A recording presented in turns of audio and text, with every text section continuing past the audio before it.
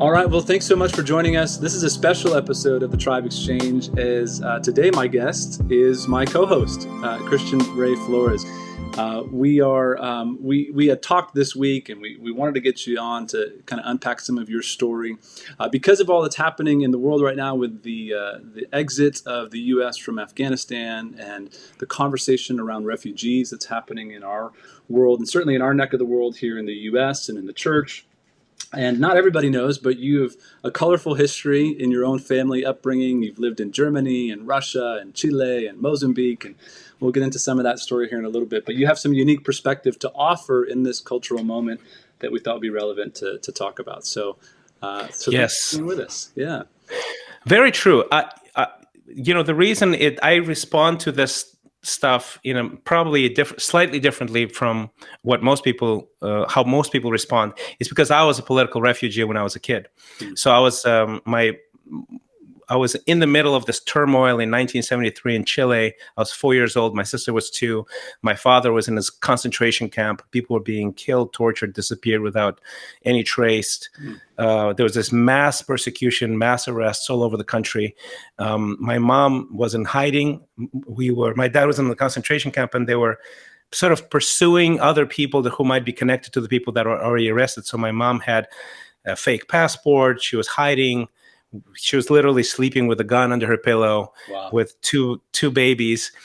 And then we were lucky enough where my dad was released.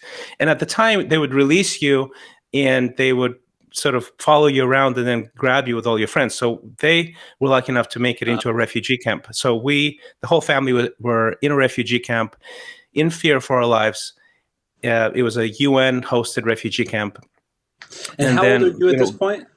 I was 4 years old. I was probably 5 by the time. This is some of the earliest memories of your life, right? Like that's about the time we start remembering things. Actually, these are my first memories. Wow. Of my childhood, and the reason I know this is because, I have all kinds of childhood pictures, right? So you don't know if that's a memory or if that's like a picture that sort of feels like a memory, but I don't have any pictures from those times. And I have memories from those times. I remember the soldiers. I remember the concentration camp and my mom trying to bribe a guard to pass food for my dad.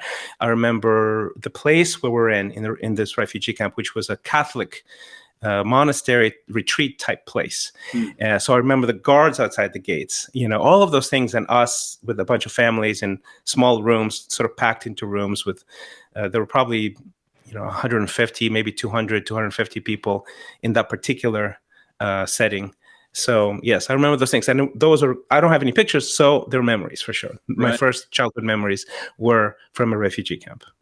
Well, so this is a time in life when I think most of us expect our childhood to be, there's consistency, there's safety, there's nurturing, there's fun, this is a disruptive experience. Very much, yes. Very much. How has that affected you even now as an adult? Like you mentioned a little bit, when you see some of these things, it has an effect. How does it affect you? What happens for you when you see these things happening? It just these sort of feelings come back, because a lot of our memories are connected to feelings, how I felt in that moment, right? That's probably the deepest memories we have, is how we felt.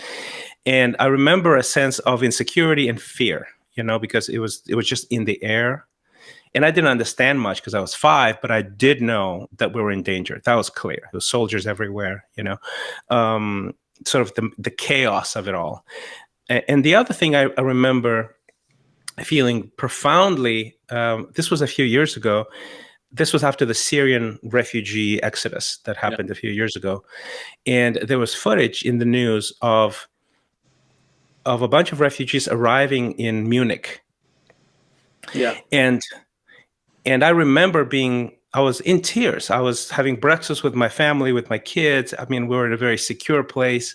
We were at a conference, actually. We were not even at home. We're having breakfast in this restaurant in a hotel. And I'm watching this with my headset because I was just following this stuff. And all these families and children are entering an airport, I think, in Munich. And there was all these people in Germany with candy and food and signs, welcome home, and that sort of thing. And I was brought to tears.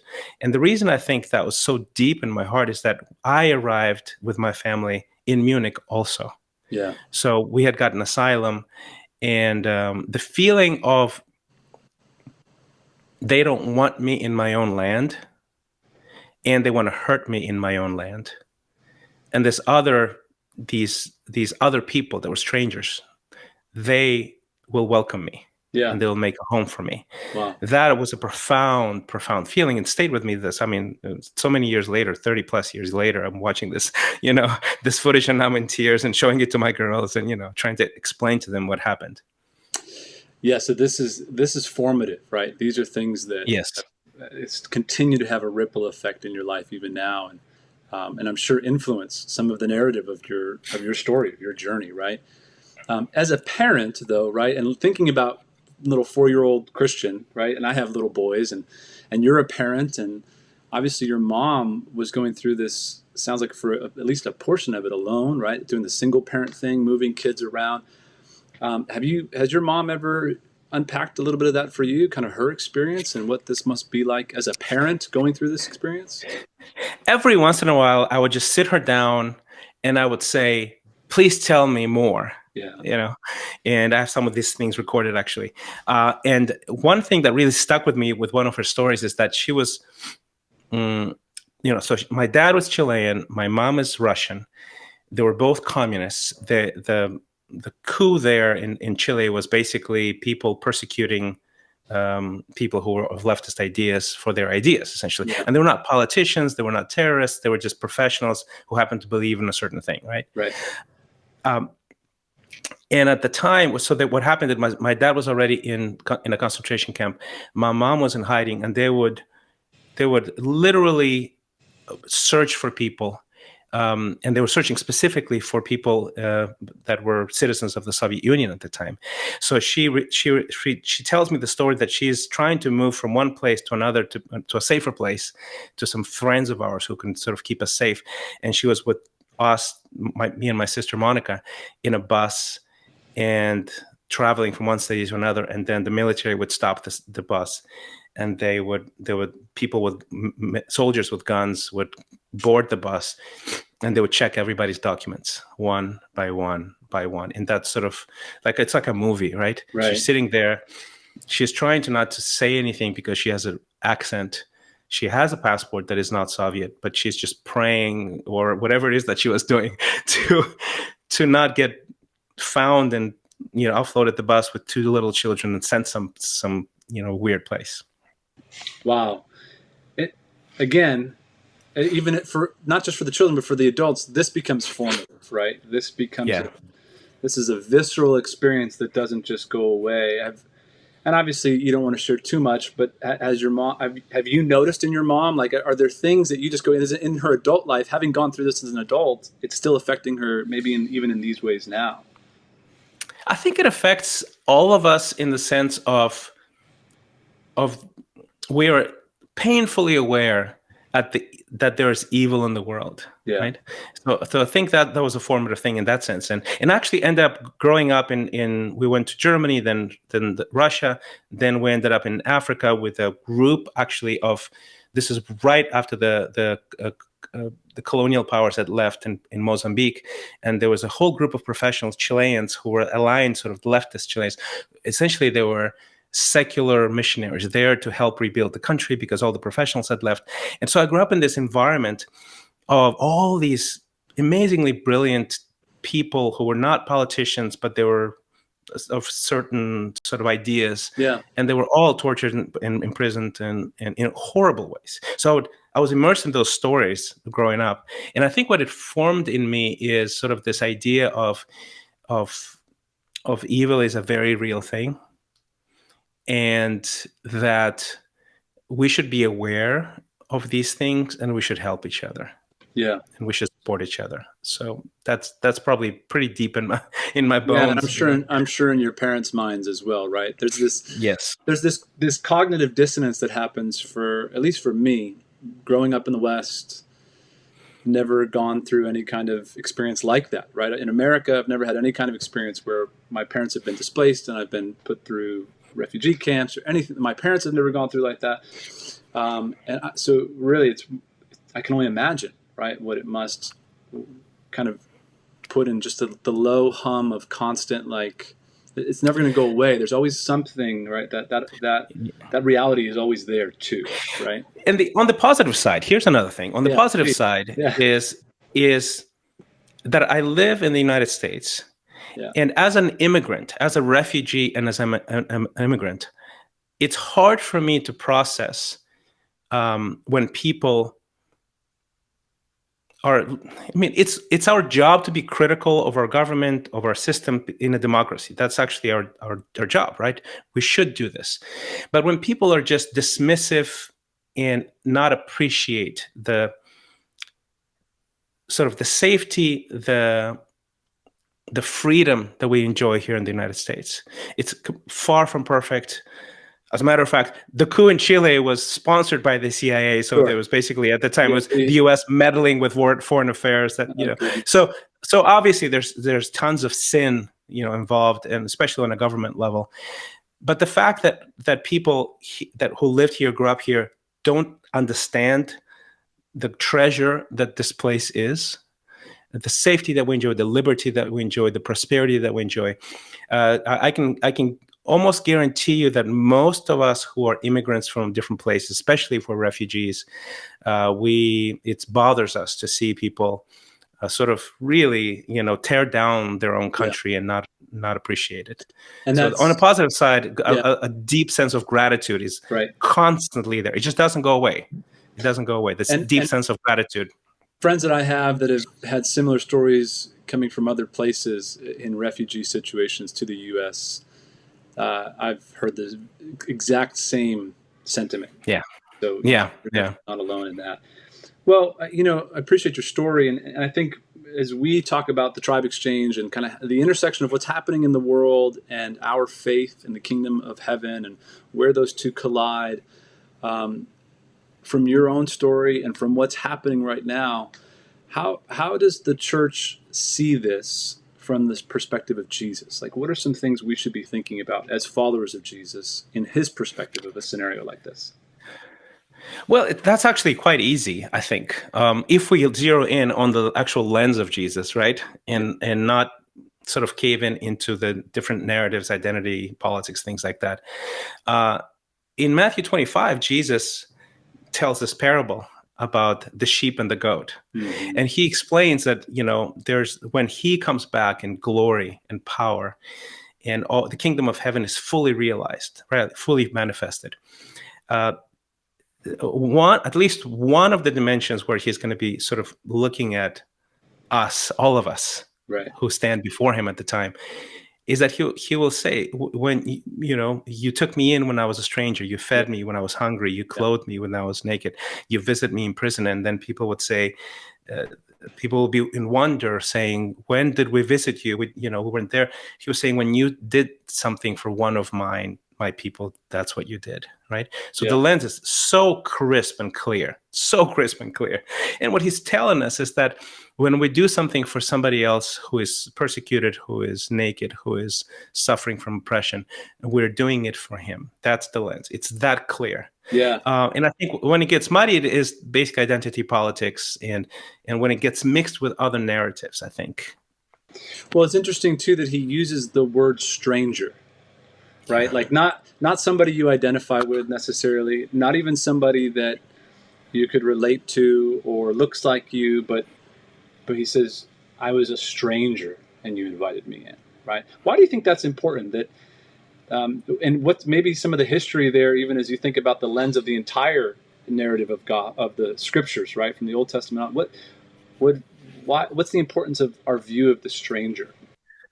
Well, I mean, the stories are so rich because you see the nation of Israel, you see all kinds of stranger loving interactions throughout Scripture, right?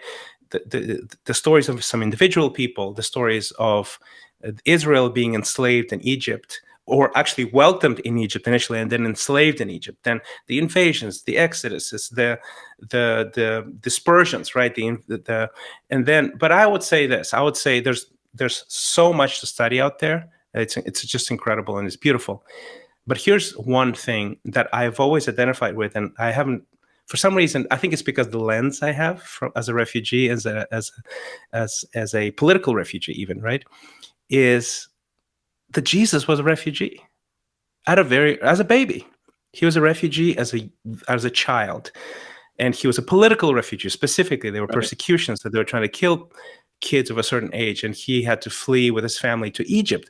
And I identify with all that in such detail because what we don't think about is this. This is a baby, and we don't even know the sort of the scholars, I think, are debating whether their stay in Egypt was a few months or a few years, right? The range is there, and it's not clear. But so this is a family from Israel moving, going to Egypt, and they have the same dynamics, potentially, both good and bad, that we all see, right? They can have the dynamics of who is this Joseph carpenter trying to take good Egyptian jobs, right? Who are these people who eat different foods and speak a different language and they look funny? That I experienced all of that. Everywhere I've went. As a matter of fact, my whole life, because after they kicked us out of the country and we went to Germany, we never came back to live in Chile. So everywhere I've gone, I've been I'm an outsider basically. Right. So that shapes you a certain way. So Jesus was an outsider in Egypt. His family were outsiders in Egypt. Right. Were they treated well? Were they not treated well? Right. Were they welcomed? Were they given jobs and food and shelter? We don't know. But then here's another story. Eventually they come back. Mm. So when they come back, which is what happened to me, I don't know if Jesus was too young to have inherited any of the stamp of living abroad, or maybe he was young enough, maybe he was 5, maybe he was 6 when they came back to Israel. And then you're the kid who lived abroad, who is not like us. Right. Maybe he speaks the language. Yeah. Maybe he has an accent. Yeah. Maybe he has acquired some habits, some clothing, eating, behavior habits. So you're ours, but not ours. And that's essentially my story, right? So I don't fit in. I'm Chilean Russian. So when I go to Chile, there's some of the language and cultural layers. I have the Chilean accent, but there's some of the language, some of the habits, some of the cultural norms are not there. Right. So I'm an outsider when I go to Russia. I speak without an accent, clear. I got my higher education there, but I look completely Chilean. I don't look Slavic at all. So in some sense, I'm an outsider there as well. So all of that, I think, is deeply relevant and rich in the story of Jesus. And if we can just take that lens from him and go, he's not just saying those things. He experienced those things himself. Yeah, how beautiful that God embodies the gospel in that way, right? The gospel, because the gospel narrative is that we're all strangers to God. Yes. Right? And we're all lost. We're all in search of a home, a place to belong, a place to be that is permanent, that's safe, where there's nurturing and provision, and that's all of us spiritually. And Jesus comes and offers that spiritually and lived it physically. Right. And yes. That's the story of Israel, right? Exiled and coming back. And even throughout the Old Testament, God's telling them, like, hey, remember this part of your story when you consider how you treat foreigners and strangers, because this is you, right? And so good. So that applies to us, right? And I guess even that leads me to kind of another question, is just as we think about our story in this larger story, right? Our spiritual story, even to this physical story of what people are going through. How should Christians respond, and what are some practical things we can do in that response? Well, I think this. I would say this.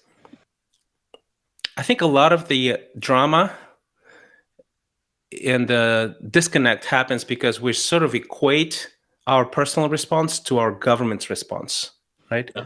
Or what we should do as a country. And in my mind, what helps me, I think, is look, I am primarily a citizen of the kingdom of God, and secondarily a citizen of the United States of America. That's right. And there's all kinds of sort of things that are happening on a country level and a government level that really don't quite necessarily match exactly the call, the invitation that we have in Scripture. That's right.